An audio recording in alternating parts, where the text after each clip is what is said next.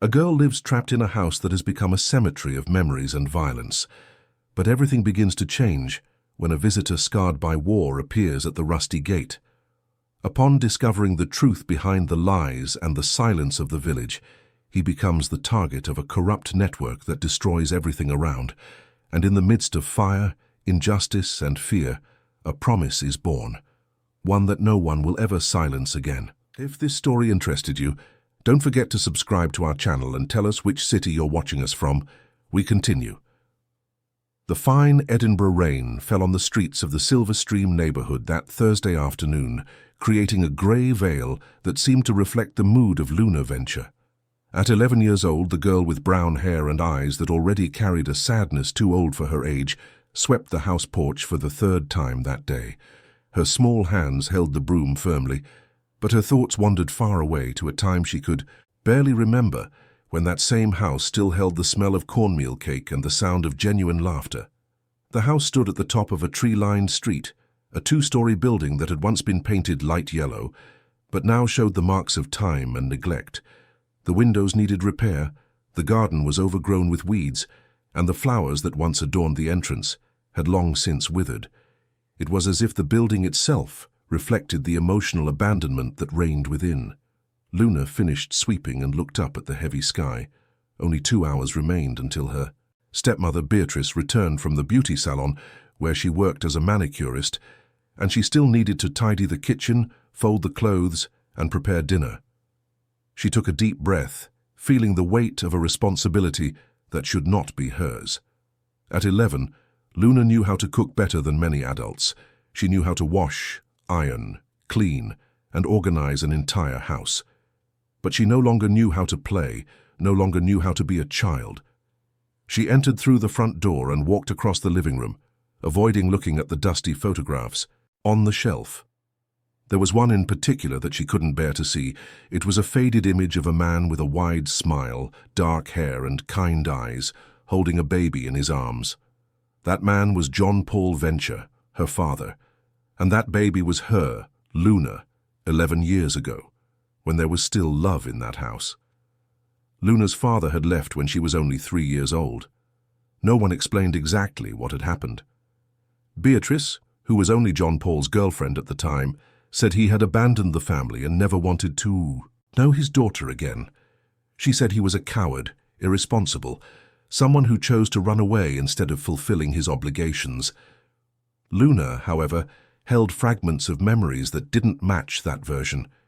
She remembered the smell of her father's cologne, the feeling of safety when he carried her on his shoulders, the lullabies he invented. Could someone like that simply leave without looking back? Beatrice assumed custody of Luna after John Paul's disappearance. The girl's biological mother had left the hospital shortly after birth, never to be heard from again. Luna grew up knowing she had been abandoned twice, first by the mother she never knew, then by the father who left without explanation. Beatrice, who had promised to care for her as if she were her own daughter, became her legal guardian, and everything changed. At first, there was still kindness. Beatrice treated her with a mixture of pity and obligation, but when she met Roderick Alistair, a construction businessman who appeared to have much more money than he actually did, everything collapsed. Roderick moved into the house, assumed the role of owner, and turned Luna into a kind of invisible maid. There were no constant shouts or obvious cruel words. The cruelty was more subtle, colder. It was in the look of indifference, in the acidic comments disguised as jokes, in the impossible workload for a child, in the silence during meals while she served and they talked as if she wasn't there. Luna went upstairs towards her room, a small space at the end of the corridor, which was once used as a storage room. The walls still had marks from old boxes and removed shelves. Her bed was a thin mattress on a rusty iron frame covered by faded sheets. There were no toys, no colorful posters, nothing to suggest that an 11-year-old girl slept there. There was only a worn school backpack, a few notebooks, and a small wooden chest hidden under the bed. She knelt and carefully pulled out the chest. Inside, she kept her only treasures, a small photograph of her father smiling, which she had secretly taken from the living room years ago, a blue scarf that smelled of him, still preserved after so long, and a letter. A yellowed letter, folded and refolded so many times that the creases were starting to tear. Luna opened it delicately and read it. For the 1,000th time. My little Luna, if you ever read this, know that your father never abandoned you. Never. Circumstances kept me away from you, but my heart has always been by your side. I will return. I promise. And when I return, we will fix everything. You will understand. Forgive me for not being able to explain now. I love you more than anything in this world. Always your father, John Paul. Luna didn't know how that letter had come into her hands. She had found it hidden in an old book in the house library 2 years ago. Since then, those words were her anchor, the only proof that perhaps her father hadn't truly abandoned her, but he had never returned. And with each passing day, hope faded like water through her fingers. The sound of the front door opening made her quickly put the letter back in the chest and push it under the bed. She ran downstairs and found Beatrice entering, with her newly painted red nails and a tired expression on her face. Beatrice was in her 40s, with dyed blonde hair and a way of speaking that oscillated between false sweetness and cutting coldness. "Did you finish everything I asked, girl?" Beatrice asked, taking her bag off her shoulder and throwing it on the sofa. "Yes, Aunt Beatrice," Luna replied, using the address that had been imposed on her. "The kitchen is clean, the clothes are folded, and I've already started dinner." Beatrice nodded without looking at her. "And your homework? I'll finish it after dinner. You study after everyone has eaten and the kitchen is clean again. I won't have you getting bad grades and causing trouble at school. It's enough that I have to support you." Luna swallowed hard.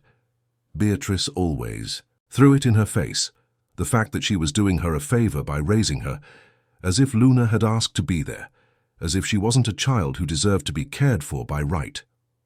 The sound of a car on the street caught both their attention. It was an unfamiliar vehicle, a silver sedan that parked right in front of the gate. Luna watched through the window as a man got out of the car. He was about 45, with grey hair, simple but well-kept clothes, and a determined walk. He stopped at the gate, observed the house for a long moment, and then walked towards the entrance. Beatrice frowned. "Who's this now?" The man rang the doorbell. Luna went to the door, opened it slightly, and faced him. He smiled, a gentle smile that made something strange happen inside her, as if a door locked for years was beginning to open. "Good afternoon," he said in a calm voice. "My name is Marcus Stone. I'm a friend of John Paul Venture. Does he still live here?" Luna's heart pounded. Someone who knew her father. Someone looking for him. Before she could answer, Beatrice appeared, behind her, gently pushing her aside. "John Paul no longer lives here," Beatrice said coldly. "He left many years ago and never got in touch again. We don't know where he is." Marcus observed Beatrice, then shifted his gaze to Luna. His eyes lingered on the girl and something in them changed, as if he was recognizing something familiar. "Are you his daughter?" he asked Luna directly. She nodded shyly. "I'm Luna." His smile widened, but there was sadness in it too. "You were just a baby when I last saw you. John Paul talked about you all the time. You were his joy." Beatrice crossed her arms, annoyed. "Look, sir, I don't know what you want, but there's nothing for you here. John Paul abandoned this girl and disappeared. If you're looking for him, you're wasting your time." Marcus didn't take his eyes off Luna. "I don't believe that. John Paul would never abandon his daughter. He made me promise that if something happened to him, I would take care of Luna. And I'm here to honor that promise." Luna felt her chest tighten. There was truth in those words. She could feel it. Beatrice, however, was visibly irritated. "This girl already has someone to take care of her. I am her legal guardian, and I don't need strangers showing up here making empty promises. Please, leave." Marcus took a step back, but his eyes remained fixed on Luna. "Can I come back another day?" he asked, more to the girl than to Beatrice. Before Luna could answer, Beatrice closed the door. "That man is not coming back here, do you hear? I don't want anyone stirring up the past. What's done is done." Luna stood still, staring at the closed door. Something inside her had awakened. For the first time in years, she felt a spark of hope, someone who knew her father, someone who believed in him, someone who had made a promise. That night, after everyone had gone to sleep, Luna returned to her secret chest. She took out her father's letter and read it again, but this time the words had a different weight. If Marcus was right, if her father really hadn't abandoned her, then there was something wrong with this whole story, and she needed to find out what. The following days were strange. Luna couldn't get Marcus out of her head.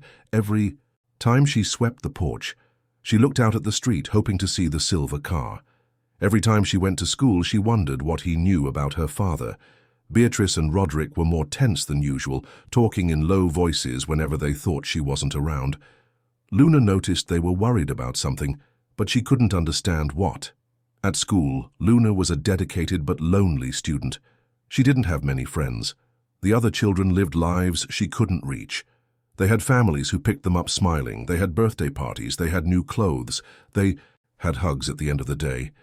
Luna had only silence and chores waiting for her at home, but she didn't complain. She had learned that complaining only made things worse. It was on a Tuesday during recess that something different happened. Luna was sitting alone under a tree in the schoolyard when a woman approached her. She was young, probably in her 30s, wore red-framed glasses, and carried a folder. She identified herself as a social worker from the city council and said she needed to talk to her. "Luna, I'm Marina. I came here because I received an anonymous tip that you might be in a difficult situation at home. Are you okay? Are you being treated well?" Luna's heart raced. A tip? Who would have done that?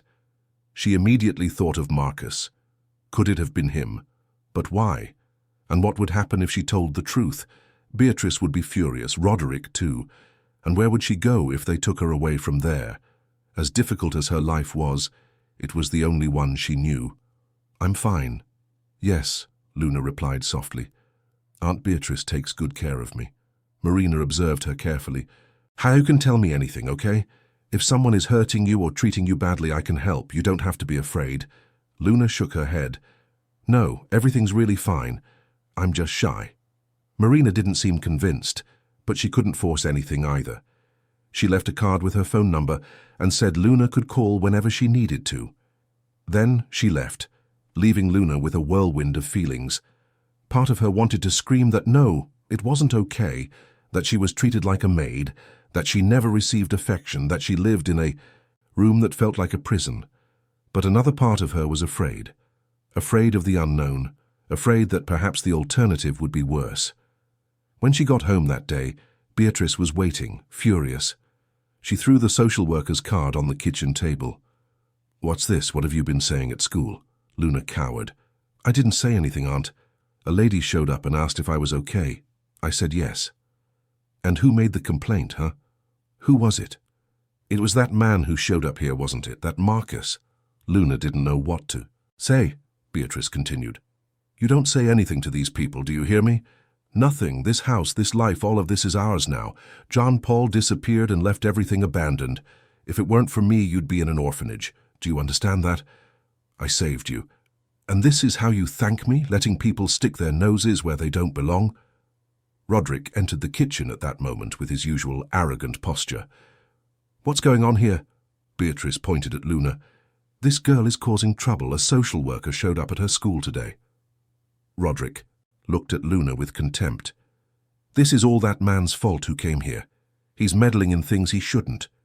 You don't talk to him, understand? If he comes back, you don't open the door." Luna nodded, feeling tears burn her eyes, but refusing to let them fall. She wouldn't give them that satisfaction. That night, lying in her narrow bed, Luna looked out the window at the starry Edinburgh sky. She thought of her father, of Marcus, of the social worker, of everything that was happening. There was something bigger behind all of this. She could feel it. Beatrice and Roderick were hiding something, and she needed to find out what. Marcus didn't give up. The following Thursday he returned, but this time he didn't go to the house. He waited for Luna to leave school and approached her on the sidewalk. She recognized him immediately and looked around, nervous. "Luna, I need to talk to you," he said gently. "You don't have to be afraid of me. I was a very good friend of your father's." You left that day and my aunt got very angry, Luna said hurriedly. She said I can't talk to you. I know, but I need you to know the truth. Your father didn't abandon you, Luna. He disappeared. And I think Beatrice knows more than she's saying. Luna felt a shiver run down her spine. What do you mean? Marcus knelt to be at her height. Your father called me 8 years ago, shortly before he disappeared. He was worried. He said he had discovered something serious and needed to resolve it before it was too late. He asked me to take care of you if anything happened. A few days later he disappeared. No one heard from him again. I tried to look for him, but I found nothing. Until recently I found some documents that show the house where you live was irregularly transferred to Beatrice's name. Your father never signed anything. Someone forged his signature. Luna's eyes widened. But how? I don't know yet, but I'm investigating, and I need your help. Do you know if Beatrice keeps old documents anywhere in the house? Luna thought for a moment. She has a locked filing cabinet in her room. She never lets me in there. Marcus nodded. Could you take a look just to see if there's anything related? To your father? Luna bit her lip. She knew she was entering dangerous territory, but for the first time in years, she felt that maybe she could discover the truth about her father, about herself, about everything. I can try, she said in a low voice. Marcus smiled. Thank you, Luna. You're brave, like your father. I'll give you my number. If you need anything, call me, okay? He handed her a piece of paper with his phone number written on it. Luna quickly put it in her backpack and looked around, making sure no one had seen them. Then she ran towards home.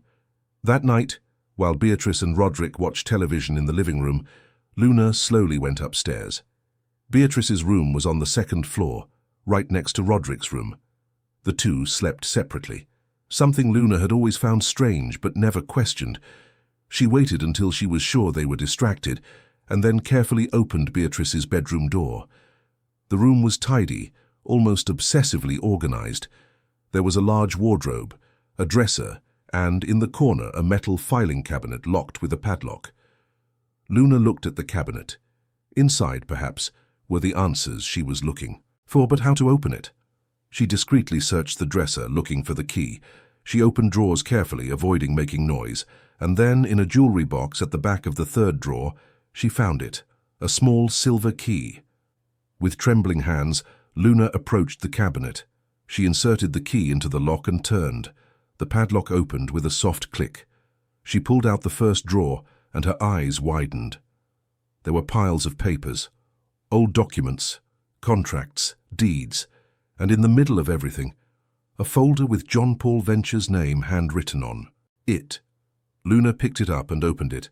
Inside there were copies of property transfer documents, all signed by John Paul, but Luna looked at the signatures and her heart pounded. She knew her father's handwriting. She had his letter saved, and those signatures were different. They were fake. She continued searching and found more things, payment receipts, bank statements, all in Beatrice's name. High values, coming from sources Luna couldn't identify, and then, at the bottom of the folder, she found something that made her stop breathing. A handwritten note on a yellowed paper, in Beatrice's handwriting. JP found, "Out everything. Needs to disappear before he talks. Roderick will handle it." Luna felt the world spin. What did that mean? JP was John Paul, her father. He had discovered something, and Roderick was going to handle it. Handle it how? What had they done? She heard footsteps on the stairs and her heart almost stopped. Quickly she put everything back, locked the cabinet, put the key back in the box, and left the room. She barely had time to close the door when Beatrice appeared in the hallway. "What are you doing here?" Beatrice asked suspiciously. I was looking for the bathroom. I got lost," Luna lied, trying to control the tremor in her voice. Beatrice looked at her for a long moment, then pointed to the stairs. "Your bathroom is in your room. Go back there." Luna ran downstairs and locked herself in her room. Her heart was beating so fast she thought it would explode. She picked up the paper with Marcus's phone number and looked at it. She needed to tell him what she had seen. But how? She didn't have a cell phone. Beatrice would never let her use the house phone. She waited until the early hours of the morning, when she was sure everyone was asleep. She crept downstairs, picked up the landline phone in the living room, and dialed Marcus's number. He answered on the third ring with a sleepy voice. "Hello? It's me, Luna," she whispered. "I found something." On the other end of the line, Marcus became fully awake. "What? What did you find?" Luna told him everything, in a low, rapid voice. The fake signatures, the documents, the payments, and especially the note about her father. Marcus was silent for a moment after she finished. "Luna, you need to get out of there. These people are dangerous, but I have nowhere to go. I'll sort it out. I'll contact the authorities. I'll get you out of there. But for now, you need to act as if nothing happened. Don't let them realize you know anything. Promise?" "I promise." She hung up the phone and went back to her room, her heart still pounding. She lay on the bed, but couldn't sleep. The truth was beginning to emerge, and it was darker than she imagined. Her father hadn't abandoned her. He had been taken away, and Beatrice and Roderick knew exactly what had happened. The next few days were a silent torture. Luna tried to act normally, but every glance from Beatrice, every word from Roderick made her feel that they knew, that somehow they had discovered she was meddling where she shouldn't. The tension in the house was palpable. It was on Saturday that everything began to unravel. Marcus returned, but this time he wasn't alone. He brought with him the social worker, Marina, and a lawyer. They rang the doorbell, and Beatrice opened the door, visibly irritated. "What is it now?" she asked, crossing her arms. "My name is Dr. Frederick Carter," said the lawyer, a middle-aged man in glasses and a dark suit. "I am here representing Mr. Marcus Stone and also the interests of the minor Luna venture. We have reason to believe that her guardianship was established irregularly, and that there are irregularities in the property documentation of this house." Beatrice paled. "What are you talking about?" "We are talking about document forgery, misappropriation of assets, and possible coercion. You will have to come with us to provide clarification." Roderick appeared at the door, visibly nervous. "You can't do this. You have no proof." "Of anything." Marcus stepped forward. "Yes, we do, and we will prove everything." Luna watched everything from the stairs, her heart racing. Finally, the truth was coming out. Finally, someone was fighting for her. Marcus looked at her and nodded, as if to say everything would be okay. But Beatrice was not willing to surrender so easily. She looked at Luna with cold eyes and said something that made the girl's blood run cold. "This girl knows nothing. She's just a problematic child who invents stories. John Paul was an irresponsible drunk who disappeared because he couldn't handle the pressure of being a father. I did her a favor by taking care of her all these years, and this is how I'm rewarded, with unfounded accusations." Marina approached Luna. "Darling, do you want to come with me? You don't have to stay here." Luna looked at Beatrice, then at Marcus, and finally at Marina. And for the first time in her life, she made a decision for herself. She went down the stairs, walked past Beatrice and Roderick, and took Marina's hand. "I want to leave here," she said, her voice firm. And so, on that rainy Saturday afternoon in Edinburgh, Luna Venture left behind the house that had been her emotional prison for so many years, and took the first step towards the truth about her father, her past, and herself. The temporary shelter was located in a quiet neighborhood of Old Town, a simple but welcoming building that served as a provisional home for vulnerable children. Luna arrived there that Saturday afternoon with only her school backpack and the clothes on her back. Marina, the social worker, accompanied her to the room she would share with two other girls and tried to calm her with kind words. But Luna could barely process what was happening. She had left behind the only home she had ever known, even if that home was a place of sadness. "You'll be fine here, Luna," Marina said, sitting beside her on the bed. "It's just temporary, until we sort everything out. Dr. Frederick and Marcus are working to discover the truth about your father and about your home situation. You were very brave today." Luna just nodded, looking at her own hands. She felt strange, as if she were floating outside her own body. Had she done the right thing? What if Beatrice was telling the truth? What if her father really had abandoned her, and she was just clinging to a fantasy? Marina noticed the girl's confusion. I know it's difficult now, but you're not alone. Many people want to help you.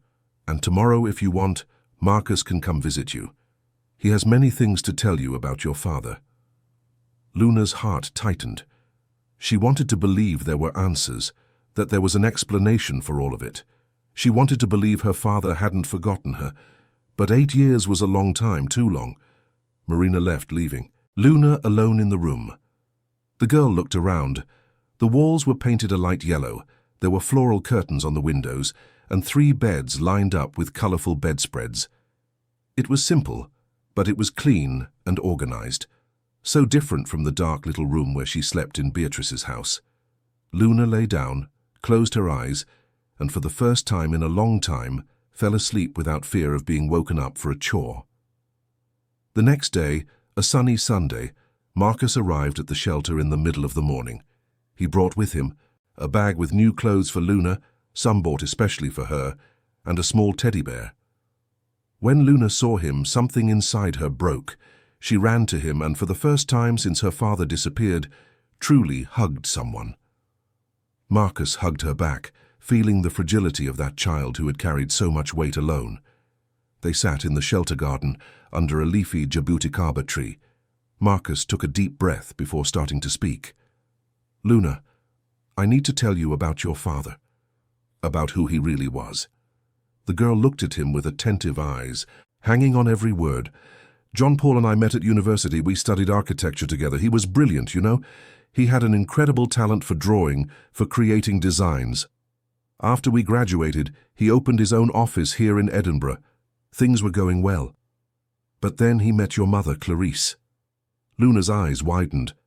No one ever talked about her mother. It was as if she had never existed. Clarice was complicated, Marcus continued, choosing his words carefully. She had serious problems, issues she couldn't resolve. When she became pregnant with you, John Paul was over the moon with happiness. But Clarice wasn't ready to be a mother. After you were born, she went into a deep crisis. She left the hospital and never came back. She simply disappeared. John Paul was devastated, but he had you, and you became the center of his world. And Beatrice? Luna asked, her voice low. Beatrice appeared shortly after. She worked as a secretary in your father's architecture office. At first, she seemed to help. She offered to take care of you while your father worked. He trusted her. But over time, I noticed something was wrong. Beatrice was possessive, controlling. She wanted to become indispensable. And then Roderick entered the picture. Who is Roderick, really? Luna asked. Marcus sighed. Roderick Allister is a man with a complicated history. He presents himself as a construction businessman, but in reality, he's someone who has always lived by schemes, by shortcuts. He met Beatrice and the two teamed up. And that's when the problems started. What problems? Your father began to suspect that something was wrong with the office finances. Documents disappeared, contracts were altered, money vanished. He investigated and discovered that Beatrice was embezzling funds, using the office to launder Roderick's money. When John Paul confronted her, she denied everything. But he had proof. He was going to report both of them to the authorities. Luna's heart raced. And what happened? The night before he went to the police, 8 years ago, John Paul called me. He was nervous, worried. He said Beatrice had threatened to take you from him, that she had forged documents proving he was an unfit father, that he drank, that he was unstable. He was afraid of losing you. He asked me to take care of you if something went wrong. I said yes, but I thought he was exaggerating. A few days later, he disappeared. Luna felt tears stream down her face, and no one looked for him. I did, Luna. I looked hard. I went to the police, hired investigators. But Beatrice had fake documents. She had witnesses who lied, saying they saw your father drinking, fighting with you. She built such an elaborate story that everyone believed it. And when she got legal guardianship of you and the transfer of the house, I had no way to prove anything. I spent years gathering evidence, but it wasn't enough, until now. What changed? Marcus took an envelope from his pocket. I found someone who was involved in all of this and is willing to talk. A man who worked with Roderick, who participated in the document forgery scheme. He's scared, thinks Roderick might turn against him, so he decided to cooperate. He has copies of everything: forged signatures, receipts of illegal payments, messages exchanged between Beatrice and Roderick. Everything. Luna wiped her tears. Does that mean they'll be arrested? Yes. Dr. Frederick has already filed a lawsuit. The police are investigating. It will take some time, but the truth will come out. And my father? Where is he? Marcus looked at her sadly. That's the part I still don't know, Luna. We have no concrete clue about where John Paul is now, but I won't give up on finding him. And I know you won't either. Luna took Marcus's hand. Thank you for not giving up on me. He smiled, his eyes welling up. I made a promise to my best friend, and I'll honor it until the end. The days at the shelter were strange for Luna. She wasn't used to being treated with kindness. The caregivers asked if she was okay, if she needed anything. The other children tried to include her in their games. Everything was so different. She started attending a new school closer to the shelter and gradually began to open up. She made friends with a girl named Julia, who also lived in the shelter and had a similar story to hers. Julia was 9, with curly hair and a smile that lit up any room. Despite having gone through difficult things, she taught Luna to play again, to laugh at silly things, to be a child, and Luna for the first time felt that maybe she could have a normal life. Marcus visited her whenever he could. He brought books, told stories about her father, showed old photos Luna had never seen. She discovered that John Paul loved jazz, that he had a funny way of drawing caricatures, that he was terrible at cooking but tried anyway. Each story made Luna feel like she was truly getting to know her father, not just the hazy memories she held. Meanwhile, the lawsuit against Beatrice and Roderick progressed. Dr. Frederick was relentless. He managed to prove that the signatures on the house transfer documents were fake. He managed to track suspicious payments linking Beatrice and Roderick to money laundering schemes. The web of lies they had built began to unravel. It was on a Tuesday, 3 weeks after Luna had left the house, that Dr. Frederick appeared at the shelter with important news. He called Luna and Marcus for a private conversation in the director's office. "We discovered something," he said, opening a folder full of documents. "During the investigation, we found bank transfers that John Paul made shortly before disappearing. He sold some assets, liquidated investments, and transferred a significant amount to an account in the name of a lawyer in Brighton." "Brighton?" Marcus repeated, surprised. "Yes, and we managed to trace it. This lawyer specialized in witness protection and people at risk. We believe John Paul may have sought his help to disappear temporarily while gathering evidence against Beatrice and Roderick." Luna felt hope ignite in her chest. "So my father is alive?" "We cannot say for sure," Dr. Frederick said cautiously, "but it's a real possibility. We are trying to locate this lawyer, but he retired years ago and is difficult to find. We haven't given up." Marcus looked at Luna. "This is a good sign, little one. It means your father was protecting himself, planning something. He didn't run away out of cowardice. He was trying to fix everything." Luna nodded, holding back tears. She needed to believe that. She needed to have hope. That same day, in the afternoon, something unexpected happened. Luna was in the shelter courtyard when Marina appeared with a woman she didn't know. She was an elderly lady with white hair, light eyes, and a gentle smile. Marina made the introductions. "Luna, this is Mrs. Helen. She was your father's neighbor for many years and asked to meet you." Helen approached and gently took Luna's hands. "Girl, I couldn't believe it when I heard you were alive and well. Your father talked about you so much. You were the light of his life." "You knew my father?" Luna asked, moved. "Yes, I did. I lived in the house next to yours for years. I saw you being born. I saw your father care for you with so much love. And I saw when everything started to go wrong." "What did you see?" Helen sighed. "I saw Beatrice meddling more and more in John Paul's life. I saw her settle into the house, bring that man, Roderick. I saw your father becoming more and more distressed.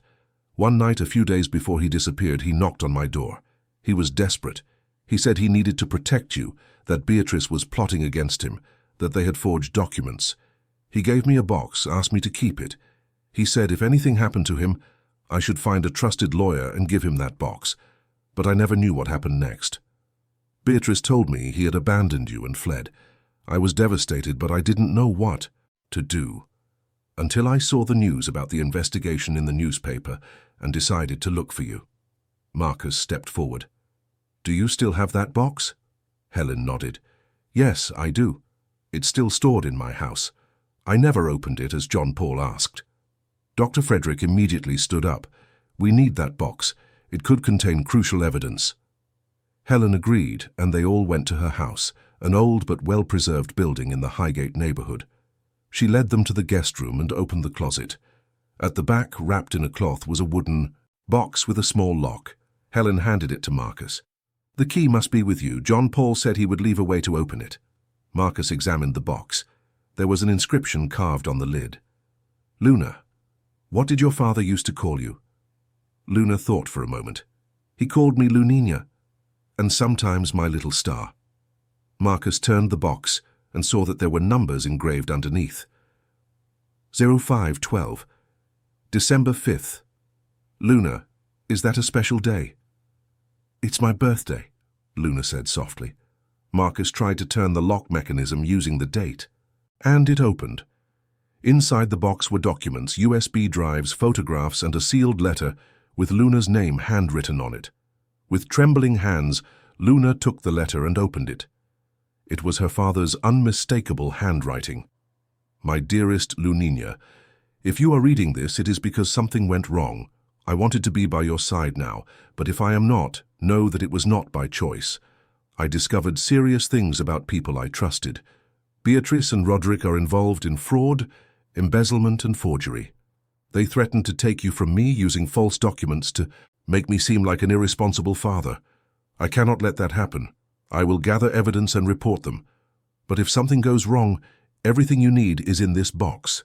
Documents that prove my innocence, evidence against them, and a way to protect you. Marcus Stone is my best friend. Trust him. He will take care of you. I love you more than anything in this world, my little star. And if there is a way to come back to you, I will find it. Never doubt that. Always your father, John Paul Venture. Luna couldn't hold back her tears. She hugged the letter to her chest as Marcus wrapped her in a protective embrace. Dr. Frederick took the documents and USB drives, quickly examining them. His eyes widened. This is gold, forged contracts, compromising emails, records of illegal transactions. With this, we can not only prove John Paul's innocence, but also definitively incriminate Beatrice and Roderick. But where is my father? Luna asked between sobs. Helen approached. There's one more thing. Days after John Paul disappeared, I received a letter with no sender. Inside was just an address in Brighton and a date. December 5th, 2025. Luna's birthday. This year. I thought it was a mistake, but I kept it. Maybe it means something. Marcus took the paper Helen offered, an address and a date. Could it be a message, a planned meeting? Dr. Frederick analyzed it. Brighton, the same place where he transferred money. It could be that he planned everything. If he's in hiding, waiting for the right moment, maybe this is the day he set to reappear, when everything was resolved. Luna looked at the date. Her birthday was only 2 weeks away. Could it be possible? Could her father really be waiting for her? The following days were a mixture of anxiety and hope. Dr. Frederick filed new evidence in court. With the proofs found in the box, the case against Beatrice and Roderick became irrefutable. The house was put back in John Paul Venture's name, in the process of being transferred to Luna as soon as everything was formalized. Beatrice and Roderick were indicted for multiple crimes and awaited trial. Luna remained at the shelter, but now with a different feeling. She was no longer a lost child. She was a survivor, and she had people by her side. Marcus visited every day, bringing news, planning the future. Marina continued to be a constant support. Julia had become her best friend, and Mrs. Helen visited on weekends to tell stories about John Paul, keeping Luna's father's memory alive. When December 5th finally arrived, Luna woke up with her heart racing. It was her 12th birthday, and maybe, just maybe, it was the day she would reunite with her father. Marcus, Dr. Frederick, and Marina organized a trip to Brighton. They all went together in Marcus's car, crossing the mountains as Luna looked out the window, imagining what they would find. The address led to a simple beachfront house on the north side of the island. It was a small white-painted building with a porch facing the ocean.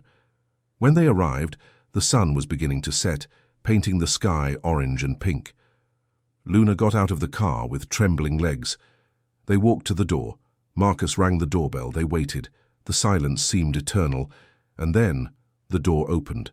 A man appeared in the doorway. He had grey hair, a beard, tired but still bright eyes. He was thinner, older, but it was him. Luna would recognize those eyes anywhere. "Daddy?" she whispered, barely believing what she saw. John Paul Venture looked at his daughter, and his eyes filled with tears. "Lunina, my little star."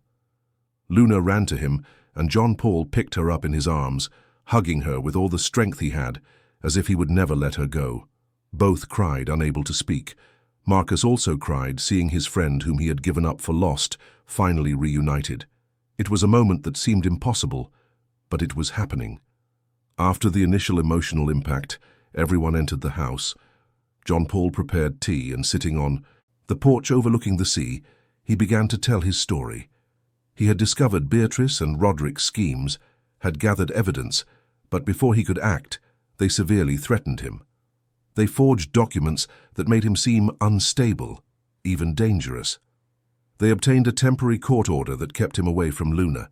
John Paul, desperate, sought help from a specialized lawyer who advised him to disappear temporarily while gathering more evidence and dismantling the scheme against him. He had moved to Brighton under a false name, worked odd jobs to survive, always trying to protect Luna from afar and gather evidence. He had tried several times to re-establish contact, but Beatrice and Roderick had connections, people who warned them of any movement. John Paul had to wait for the right moment. And that moment came when Marcus finally managed to start dismantling the web of lies.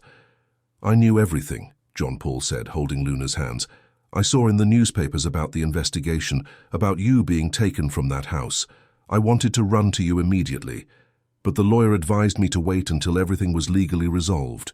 Until it was safe, I marked your birthday as the day of our reunion because I knew you would remember. I prayed every day that you were well, that someone was protecting you, and I thank God that Marcus didn't give up." Marcus smiled. "I made a promise, my friend, and I kept it." John Paul hugged him with gratitude. Then he turned to Luna. "I'm so sorry for everything you went through, my daughter. I'm so sorry I wasn't there, but now I will make up for every lost day. We will be together again. We will rebuild our family." Luna hugged her father tightly.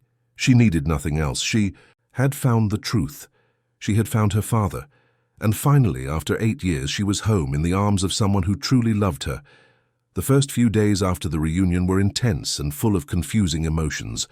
Luna returned to Edinburgh with her father, but nothing was as simple as in fairy tales. John Paul had to go through a series of legal procedures to officially regain custody of his daughter. There were hearings, interviews with social workers, psychological evaluations, all to ensure that Luna would be safe and that John Paul was, in fact, who he claimed to be and was able to care for her. During this transition period, Luna continued to live at the shelter, but now with daily visits from her father. John Paul rented a small apartment in the Greenwater neighborhood near the shelter and began to reorganize his life. He managed to reactivate his professional registration as an architect and was welcomed back into the market by colleagues who had always believed in his innocence. Marcus helped him rebuild the office, now as partners, and gradually things began to fall into place. But Luna was no longer the 3-year-old girl he had left behind. She was a 12-year-old preteen, marked by years of emotional neglect and loneliness. And John Paul, as much as he loved his daughter with all his heart, also carried the scars of 8 years living in hiding, always scared, always alone. Their rapprochement was like learning to dance a song they both knew, but had forgotten the steps. During the first visits, they sat facing each other, not knowing exactly what to say. John Paul tried to talk about the years he spent away, but the words never seemed enough. Luna wanted to ask so many things, but she was afraid of the answers. She was afraid that this happiness would be temporary, that he would leave again, that everything was just a cruel dream from which she would wake up alone. It was Mrs. Helen who helped them break the ice.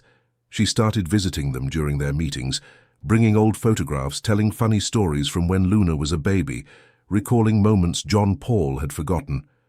Gradually, memories reconnected. Luna began to remember fragments of her childhood, the smell of coffee her father made in the morning, the music he sang in the shower, the way he rocked her to sleep. One January afternoon, while they were sitting in the shelter's small garden, Luna finally asked the question that had tormented her since she reunited with him. "Dad, were you angry with me for not looking for you, for believing you had abandoned me?" John Paul looked at her with surprise and sadness. "Luna, you were a child. How could you have done differently? Beatrice and Roderick controlled everything around you. They lied to you, manipulated your perception of reality. You are not to blame for anything. None of this was your responsibility. But I should have remembered you better. I should have doubted them." He took her hands. "You were just a baby when they took me away from you. It's natural for memories to fade. The important thing is that, even without remembering properly, you never gave up on me. You kept that letter, visited my imaginary grave, kept hope alive. You are the bravest person I know." Luna felt tears stream down her face. "I missed you so much." "Me too, my daughter, every day. But now we are together, and nothing will separate us again." As father and daughter rebuilt their relationship, the legal process against Beatrice and Roderick advanced. The evidence was overwhelming. In addition to the documents found in the box left by John Paul, investigators discovered an entire network of fraud that the two had been committing for years. It wasn't just John Paul's house they had stolen. There were other victims, other destroyed families, other illegally appropriated assets. Beatrice tried to negotiate, claiming she had been coerced by Roderick, that she was afraid of him, that she had done everything under threat. But the bank records showed otherwise. She was an active and conscious participant in all the schemes. Roderick in turn tried to flee the country, but was detained at Heathrow Airport, trying to board with false documents. The trial was scheduled for March. Dr. Frederick assured John Paul that the case was solid and that justice would be served. But for Luna, all of it still seemed unreal. Beatrice, who for years had been the only maternal figure she had known, however distorted and cruel, was now a criminal. It was strange to hate and at the same time feel pity. Marina, always attentive, noticed Luna's emotional conflict and suggested therapy. John Paul immediately agreed. Luna began weekly sessions with a psychologist specializing in child trauma, Dr. Carla Mason. It was difficult at first. Luna didn't know how to express what she felt. She had spent so long keeping everything inside her that her emotions were like an impossible knot to untie. But Dr. Carla was patient. She used drawings, games, stories. Gradually, Luna began to open up. She talked about the loneliness, about the feeling of never being good enough, about the constant fear of doing something wrong and being punished. She talked about the emptiness of not having anyone to hug her when she was sad, of not having anyone who cared if she was sick or cold, and she also talked about guilt.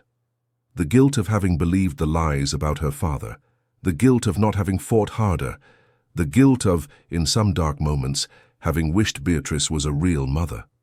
"It's normal to feel all of that," Dr. Carla said gently. "You were a child in an impossible situation.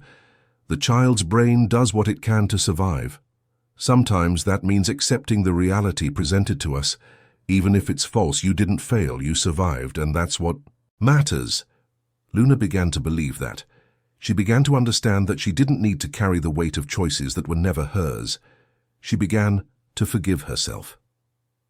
In February, John Paul finally gained definitive custody of Luna. It was a day of celebration. Marcus, Mrs. Helen, Marina, Julia, and everyone who had helped on this journey gathered to celebrate. Luna moved into the apartment with her father, and for the first time in 8 years, she slept knowing she was truly home. The apartment was small but cozy. John Paul let Luna choose how she wanted her room, to be decorated. She, who had never had a choice about anything, was paralyzed by so many options. "You mean I can choose the color of the walls?" she asked incredulously. And the curtains? And the furniture? You can choose everything, my daughter. This is your space, your little corner of the world. Luna chose light blue walls, remembering the sky that always calmed her when she felt lost. She chose a canopy bed because she had always dreamed of having one. She chose a large desk because she had discovered she liked to write and draw, and John Paul made sure everything was exactly as she wanted. Adapting to the new life had its challenges. Luna still woke up early out of habit, ready to start doing household chores. John Paul had to remind her that she no longer needed to do that she was a daughter and not a maid, that her only obligation was to be a child, study and be happy. Luna, still startled at loud noises, still had nightmares where she was back in that dark, silent house. But gradually, with love and patience, the wounds began to heal. John Paul also had to adapt. 8 years away from active parenthood left him insecure. He didn't know how to deal with a 12-year-old girl transitioning into adolescence. He didn't know if he was being too protective or not protective enough. He made mistakes, like any father. But he was present, and that made all the difference. Julia continued to be a great friend to Luna even after she left the shelter. The two talked every day, and Luna visited the shelter regularly, bringing books and toys for the other children. She discovered that helping others made her feel useful in a healthy way, different from how she felt in Beatrice's house. Marcus became a kind of honorary uncle. He took Luna and John Paul out for Sunday lunches, taught Luna to play chess, told terrible jokes that made everyone laugh. He was the kind of constant and reliable presence Luna had never had before. The original Venture family home, the one where Luna had lived her first years and then suffered for so long, was undergoing renovation. John Paul decided they would not return there. There was too much pain within those walls. Instead, he put the property up for sale and used the money to buy a larger apartment in a new building in the Greendale neighborhood. A true fresh start. It was around this time that Luna met Isabella, the new neighbor. Isabella was 13, extroverted and talkative, the opposite of Luna. But for some reason, the two connected. Isabella didn't ask intrusive questions about Luna's past. She just accepted her as she was, with her sudden silences, with her difficulty trusting, with her fears. And gradually, Luna learned to open up again, to make true friendships. At the new school, Luna also began to flourish, the teachers knowing her story through. Marina were especially attentive. They discovered she had a talent for writing and encouraged her to participate in a literary project. Luna began writing short stories, tales of brave girls facing dragons and witches, clear metaphors for her own journey. Her English teacher, Mrs. Marianne, saw immense potential in her and became a mentor. March arrived with the trial of Beatrice and Roderick. It was a difficult week. Luna did not go to court at the request of John Paul and the psychologist, but followed everything through Dr. Frederick, who kept her informed in an age-appropriate manner. The evidence was presented, witnesses spoke, everything was documented. In the end, the jury had no doubts. Beatrice and Roderick were found guilty of multiple crimes, document forgery, embezzlement, fraud, among others. They were sentenced to pay compensation to the victims and serve alternative sentences, with community service and severe restrictions. There was no imprisonment, but their lives as they knew them were over. Their assets were confiscated to pay for reparations, their reputations destroyed, their careers ruined. Luna felt no joy at the conviction. She felt only a strange emptiness. Beatrice, however bad she was still part of her history, but it was a chapter that needed to be closed so that new ones could be written. John Paul held her hand when Dr. Frederick delivered the news. "It's over, Luna. It's truly over. Now we can move forward." And that's what they did. They moved forward, day after day, building a new life. John Paul started drawing again, something he hadn't done in years, and Luna discovered that she also loved it. They spent hours together, father and daughter, drawing blueprints, houses, gardens. John Paul taught techniques. Luna brought creativity.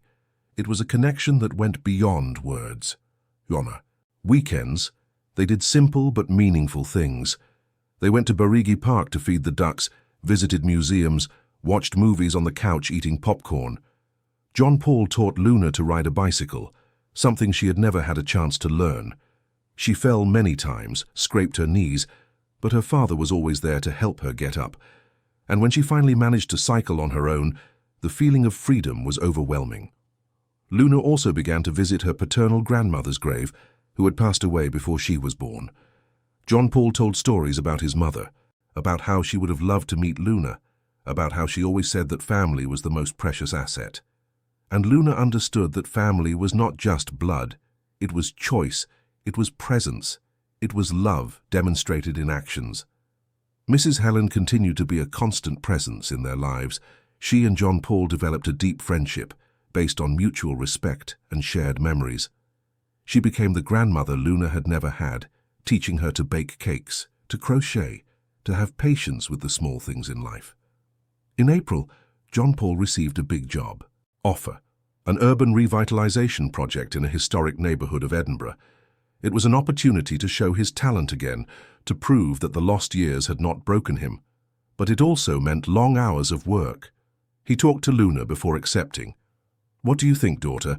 It means I'll have to work a lot, but it also means we can have a more comfortable life, that I can give you the things you deserve." Luna thought for a moment. "Dad, I don't need things. I just need you. But if this job makes you happy, if what you want to do, then I support it. We'll manage, we always do." John Paul hugged her, moved. "How did you get so wise?" "I had to grow up fast," she said simply.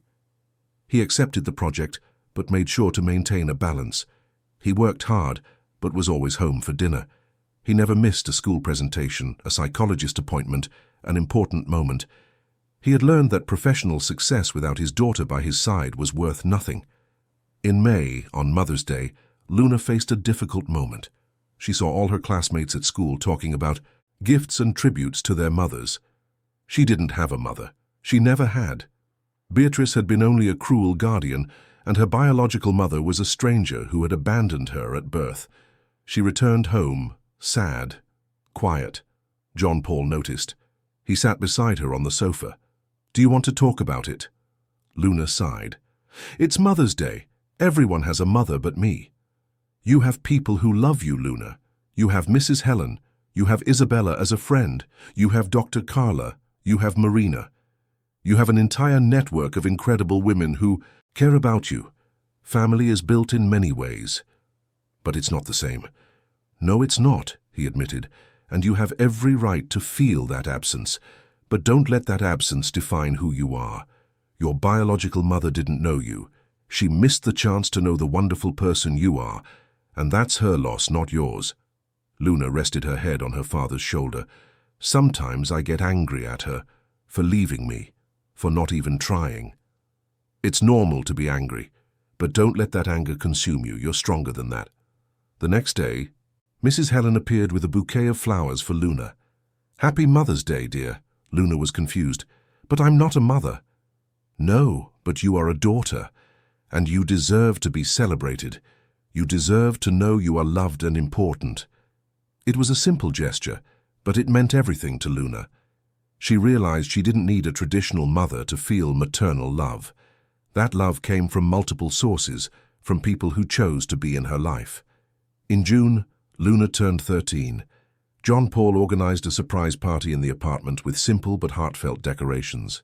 He invited Marcus, Mrs. Helen, Marina, Julia, Isabella, some classmates from the new school, and even Dr. Carla. Luna came home from school and was greeted by everyone shouting, "Surprise!" She was so moved she started to cry. It was the best party she had ever had, not because it was luxurious or elaborate, but because everyone there was genuinely present because they cared about her. They sang Happy Birthday, ate cake, played silly games, and laughed until their stomachs hurt. Luna blew out the candles and made a silent wish that this happiness would last forever. That night, when everyone had left and she was lying in her bed, John Paul entered the room. "Happy birthday, my little star. I hope it was a special day."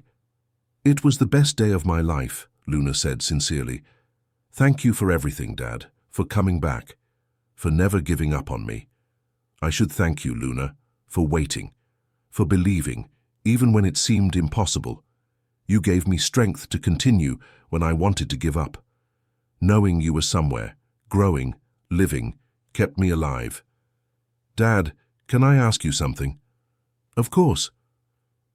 Have you ever thought about getting married again? About having someone special in your life? John Paul smiled. I have thought about it, yes. But right now my priority is you. It's rebuilding what we lost. In the future, who knows? But for now, we're fine like this. Just the two of us, aren't we?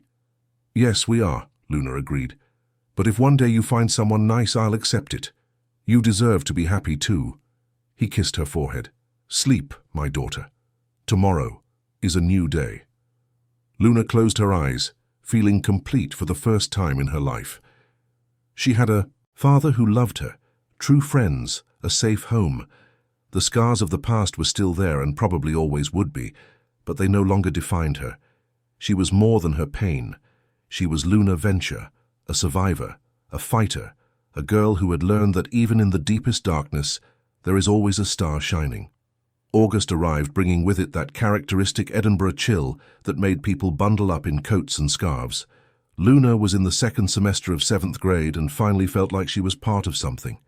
She had friends, participated in the school's drama club, and wrote regularly for the student newspaper. It was as if she was living the adolescence she had never been allowed to have. But not everything was perfect. Some nights, Luna still woke up startled, dreaming she was back in that house, sweeping the floor endlessly while voices criticized her. Other times she had an irrational fear that John Paul would disappear again, that everything was just a cruel dream from which she would wake up alone. Dr. Carla helped her process these anxieties, but explained that deep trauma takes time to heal completely. John Paul also had his ghosts.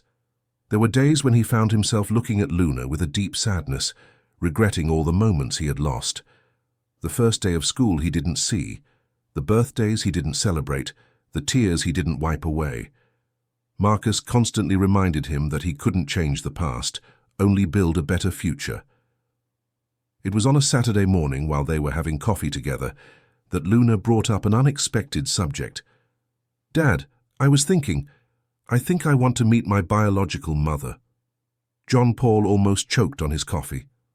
What? Luna? She abandoned you. She never tried to make contact. Why would you want to meet her? Luna stirred her buttered bread thoughtfully. I don't know exactly. Maybe because I need answers. I need to understand why she did what she did. Dr. Carla says that sometimes confronting the past helps to move forward. John Paul took a deep breath, trying to control his conflicting emotions. I don't know where she is, Luna. Clarice completely disappeared. I don't even know if she's still alive. But we could try to look for her, couldn't we? Just so I know, so I have an answer, even if it's to understand that she really doesn't want to meet me. John Paul took his daughter's hand. If that's what you need, we'll look. But promise me you won't get hurt if the answer isn't what you expect. I promise. I've already been abandoned by her once. If it happens again, at least it will be with clarification. They spoke with Dr. Frederick, who put his team to track Clarice. It wasn't easy. She had changed her name, moved cities several times, but after weeks of investigation they found a clue. Clarice Moreira, now called Clara, Oliver, lived in Glasgow, worked as a librarian and apparently led a common and discreet life. Dr. Frederick made contact through an intermediary, explaining the situation. Clarice initially refused any contact, but after a few weeks, she changed her mind. She sent a letter to Luna through the lawyer. The girl read it with trembling hands. Dear Luna, I don't know if I have the right to call you that. When I heard you were looking for me, I was shocked. I spent 13 years trying to forget the biggest mistake of my life. I abandoned you. There is no excuse, no justification that makes this less terrible. But you deserve to know the truth. When I found out I was pregnant, I panicked. I was only 19. In the midst of a severe psychological crisis, I had no emotional or financial structure. Your father tried to help me, but I didn't let him. I ran away. I ran from everything. I spent years in treatment, trying to rebuild myself. And during all that time, I thought of you. I wondered if you were well, if you were happy, if you hated me. You probably hate me. And you have. Every right to. If you want to meet me, I accept. If you want to confront me, I deserve it. If you simply want to know who I am and then never speak to me again, I understand. The choice is yours. It always was yours. I only took that from you the day I left. Clara. Luna read the letter several times. There was honesty there, but also pain. Her mother wasn't a monster. She was a broken person who made a terrible decision in a moment of desperation. This didn't justify the abandonment, but it humanized the situation. I want to meet her, Luna told John Paul. I don't know what will happen, but I need to do this. John Paul agreed, although his father's heart wanted to protect Luna from any possible disillusionment. They scheduled a meeting for September at a neutral cafe in Glasgow. John Paul Marcus and Dr. Carla accompanied Luna on the trip, but stayed at a discreet distance, allowing the meeting to happen privately. When Luna entered the cafe and saw Clarice for the first time, she froze. The woman had her eyes, the same shape, the same greenish color. Clarice was thin, had short brown hair and a nervous expression. She stood up when she saw Luna, her hands trembling. "Luna?" she asked, her voice cracking. Luna nodded, approaching slowly. They sat facing each other, the silence heavy between them. Clarice was the first to speak. "You're beautiful. You look like your father, but you have my eyes." "Everyone says that," Luna replied, not knowing exactly how to act. Clarice wiped a tear. "I know nothing I say will change what I did. I don't expect your forgiveness, I don't deserve it, but I want you to know that I didn't abandon you because you weren't wanted. I abandoned you because I was broken and scared. And that's not an excuse, but it's the truth. Why didn't you come back? After you got better, why did you never try to see me?" Clarice sighed. "Because I was ashamed. Because I thought you would be better off without me. Because your father was a wonderful man who loved you immensely, and I was just a coward. I didn't deserve to be your mother." "But I deserve to have a mother," Luna said, her voice firm. "Even if you weren't perfect. I deserved at least to know you existed, that you thought of me. You're right. You deserved all of that, and I denied it to you. I'm so sorry, Luna. From the bottom of my heart, I'm so sorry." Luna looked at that woman who was her mother biologically, but a stranger emotionally. She felt anger, sadness, but also a strange compassion. Clarice wasn't a villain. She was just a flawed person who had made wrong decisions. "I don't know if I can forgive you now," Luna said honestly. "Maybe one day, maybe never. But I wanted you to know that I survived. I went through a lot, things you can't imagine, but I survived. And I have an incredible father who never gave up on me, and friends, and a life. I don't need you to be complete. But it was important for me to know who you are, to close this chapter." Clarice nodded, crying openly now. "You are much stronger than I ever was, and I'm glad you have John Paul. He was always a good man." "Do you want to know about my life?" Luna asked, surprising herself. "About who I am." Clarice smiled through tears. "I would love to." They spent the next hour talking. Luna talked about school, about her friends, about her passion for writing and drawing. Clarice talked about her work at the library, about how she found peace in books, about how every day she thought about the daughter she had left behind. It wasn't a magical reconciliation meeting. It was just two people trying to understand each other. When they said goodbye, Clarice asked if she could hug Luna. The girl hesitated, but agreed. It was a brief and strange hug, but significant. It wasn't the hug of mother and daughter. It was the hug of two people who shared a biological connection, but were essentially strangers. And that was okay. "Can we keep in touch?" Clarice asked hesitantly. "Letters, perhaps? You don't have to answer if you don't want to, but I'd like to know how you're doing from time to time." Luna thought for a moment. "You can send letters. I'll read them, and if I want to, I'll answer." Clarice accepted these terms, grateful for any crumb of connection. Luna left the cafe and found John Paul waiting anxiously. She ran to him and hugged him tightly. "Thank you for letting me do this, for trusting me." "How was it?" he asked, concerned. "It was strange, but necessary. I think now I can truly move forward. She's not a mystery anymore. She's just a person who made mistakes, and I don't need to carry that anymore." John Paul hugged her tightly, proud of his daughter's emotional maturity. Dr. Carla was right. Confronting the past, however painful, was part of the healing process. Back in Edinburgh, Luna felt a weight lift from her shoulders. She no longer had unanswered questions. She knew who she was, where she came from, and where she was going, and that gave her a sense of completeness she had never had before. October brought unexpected news. Beatrice contacted Dr. Frederick asking to meet Luna. John Paul was immediately against it, but Luna, to everyone's surprise, said she wanted to go, not for Beatrice but for herself, to close that chapter too. The meeting took place in Dr. Frederick's office with all necessary legal and emotional precautions.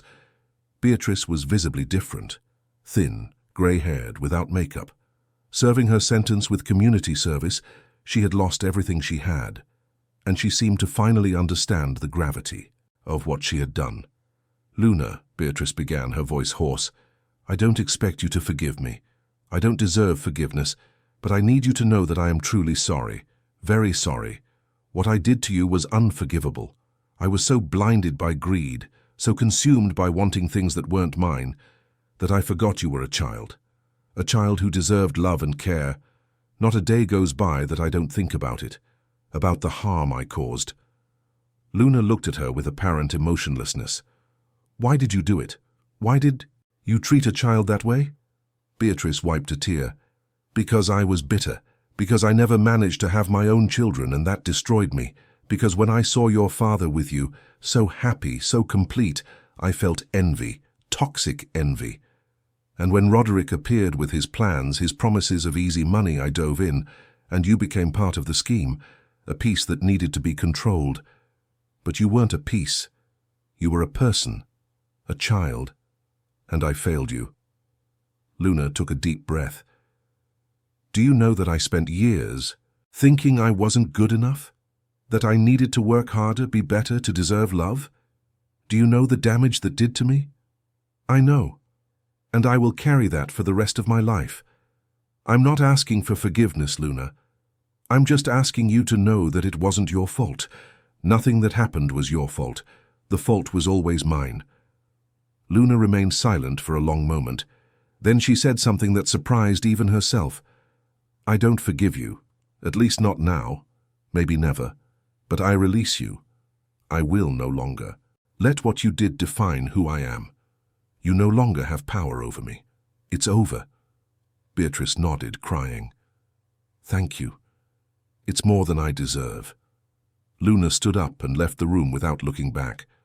John Paul was waiting for her in the hallway and wrapped her in a hug. "I'm so proud of you." "I just need some fresh air," Luna said. "Shall we go home?" "Let's." November arrived with the warmth returning, and with it, one of the best pieces of news Luna could receive. Her story, written for the school newspaper about overcoming adversity and new beginnings, was selected for a statewide young writers competition. She won first place in the junior category. The award ceremony would be in Edinburgh, at the Royal Lyceum Theatre, and she could bring anyone she wanted. Luna invited John Paul, Marcus, Mrs. Helen, Marina, Julia, Isabella, and Dr. Carla. They all went. On the night of the awards, Luna went up on stage wearing a simple but beautiful dress that John Paul had bought especially for the occasion. She received the trophy and certificate, and when asked to say a few words, she looked at the audience, found her father's eyes, and began to speak. "When I was little, I thought stories were just words on pages, but I learned that stories are life.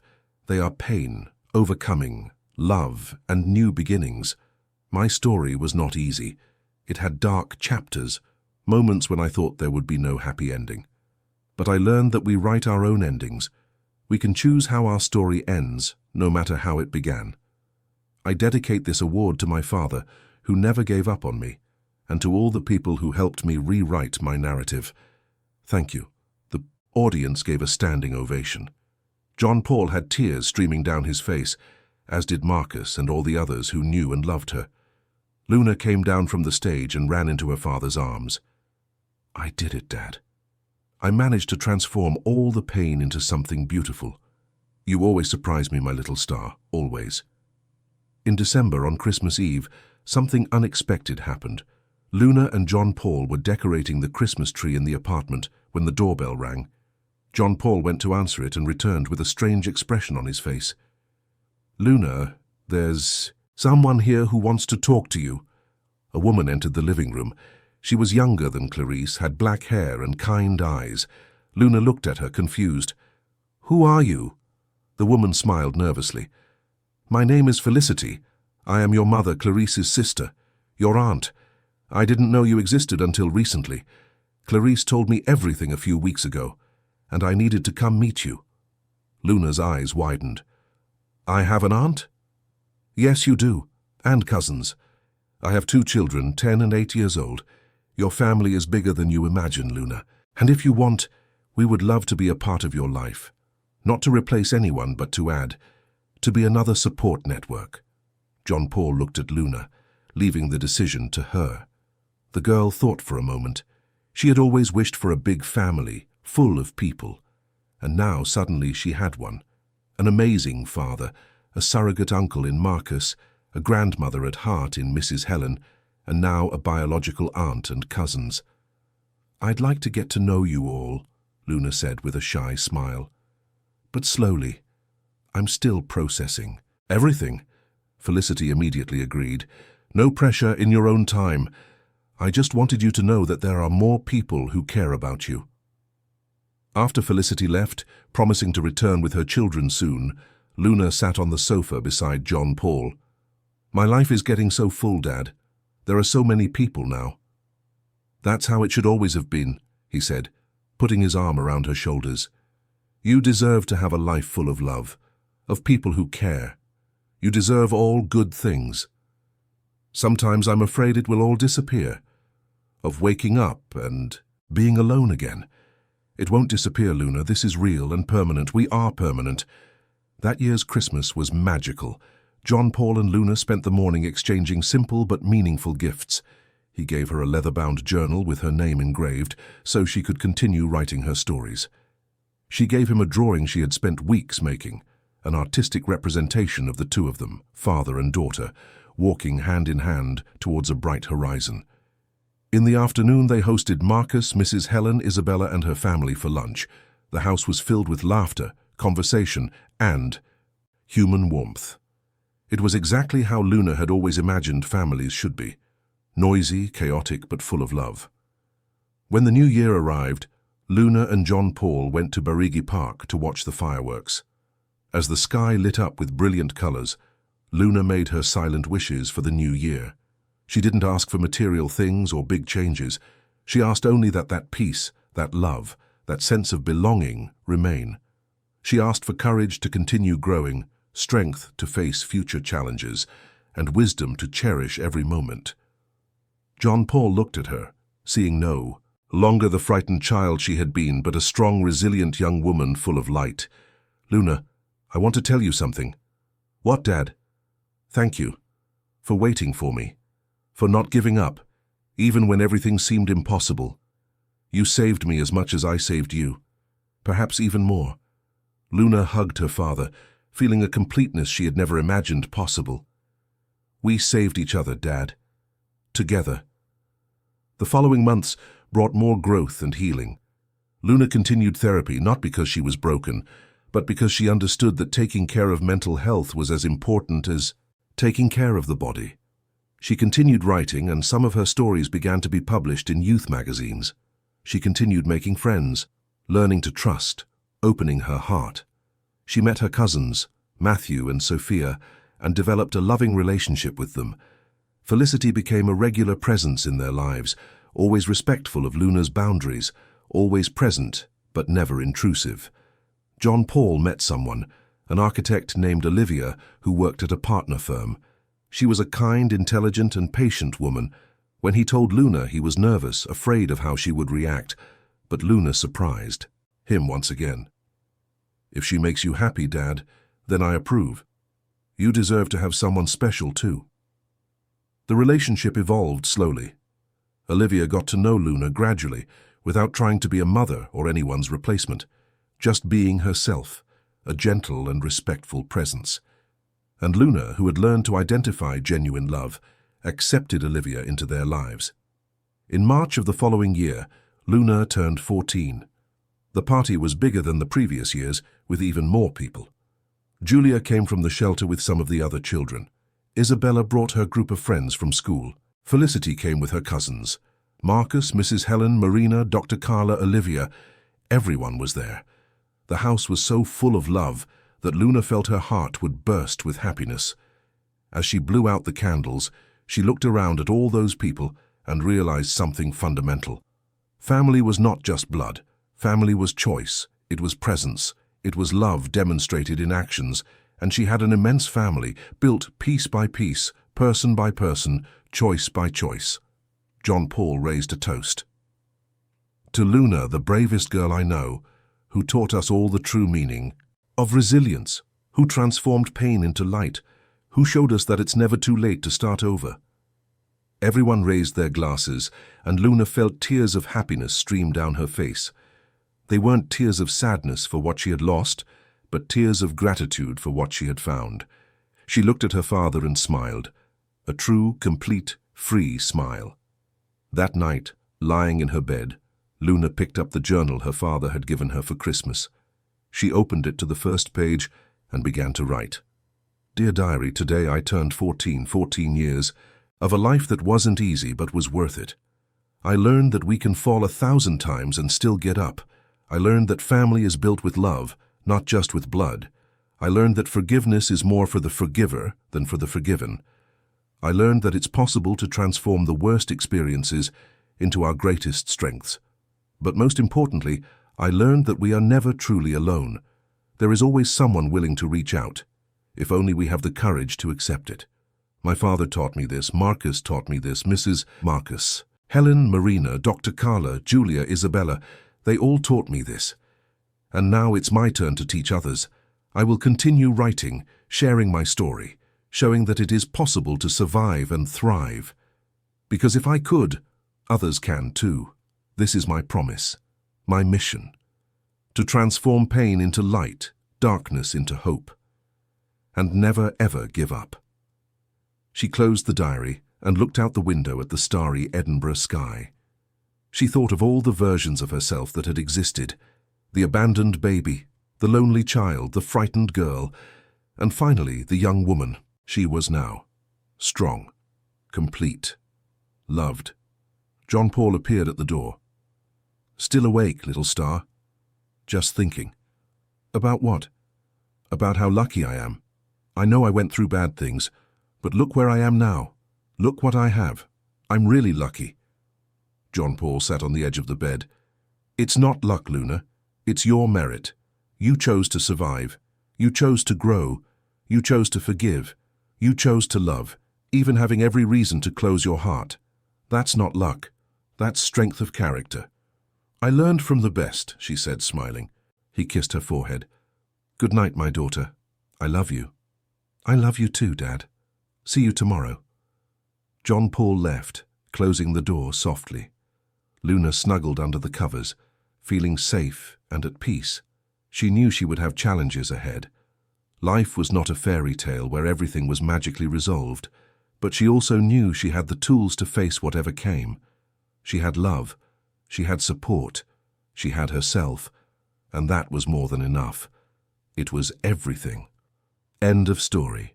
Dear listeners, we hope Luna and John Paul's story has touched your heart. If you were moved by this journey of overcoming, love, and new beginnings, leave a like, subscribe to the channel, and tell us in the comments which part moved you the most. Every day we bring intense stories like this, which reveal the deepest side of the human soul, showing that it is possible to be reborn even after the greatest difficulties. Every story we share carries a message of hope, strength, and transformation. We await you in the next episode, where another emotional narrative will touch your life. Until then, always remember that, just like Luna, you also have the power to rewrite your own story.